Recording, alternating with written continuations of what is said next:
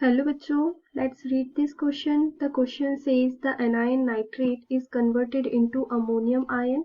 The equivalent mass of nitrate ion is.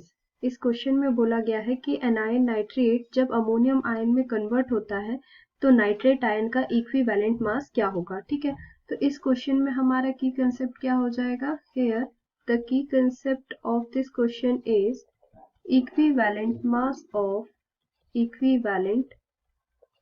Of nitrate ion, equivalent mass of nitrate ion. ठीक है, तो यहाँ पे नाइट्रेट किस में कन्वर्ट हो रहा है, अमोनियम आयन में कन्वर्ट हो रहा है। ठीक है, तो हम यहाँ पे क्या लिखेंगे, NO3 minus convert into NH4 positive. ठीक है, तो NO3 में हम नाइट्रोजन के ऑक्सीडेशन स्टेट कैलकुलेट करेंगे तो नाइट्रोजन का प्लस x आ जाएगा, प्लस 3 ऑक्सीजन के ऊपर -2 का चार्ज होता है, इक्वल्स टू माइनस का चार्ज है NO3 के ऊपर, तो यहाँ पे -1 आ जाएगा। ठीक है, तो x को जब हम कैलकुलेट करेंगे तो क्या आ जाएगा, x minus 6 equals to -1, x की वैल्यू क्या आ गई, +5 आ गई।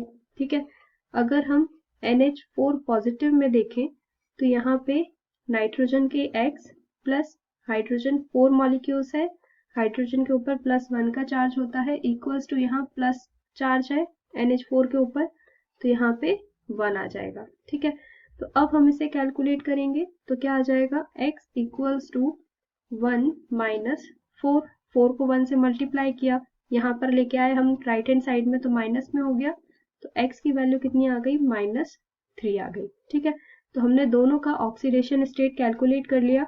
अब हमें यहाँ पे कैलकुलेट करना है इक्विवेलेंट मास। ठीक है, तो इक्विवेलेंट मास कैलकुलेट करने के लिए जो हमारा फॉर्मूला यूज होता है वो क्या होता है, equivalent mass is equals to molar mass upon valency factor n factor. ठीक है, एन फैक्टर क्या होता है, it is a valency factor और चेंज इन ऑक्सीडेशन स्टेट, इसको हम क्या बोलते हैं, चेंज इन ऑक्सीडेशन स्टेट।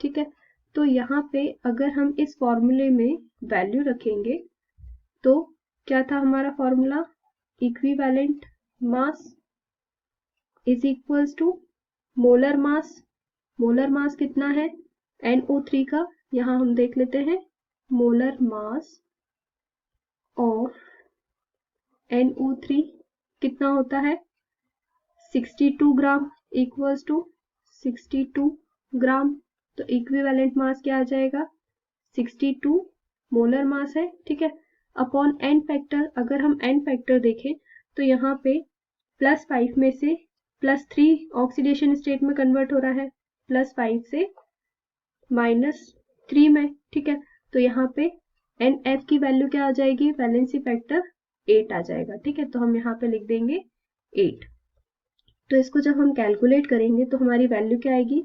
7.75 ग्राम आ जाएगा। ठीक है, क्या है ये, equivalent mass of nitrate ion, equivalent mass of nitrate ion. ठीक है, तो यहाँ पे हमारा करेक्ट ऑप्शन क्या हो जाएगा, option number B is correct, 7.75 gram.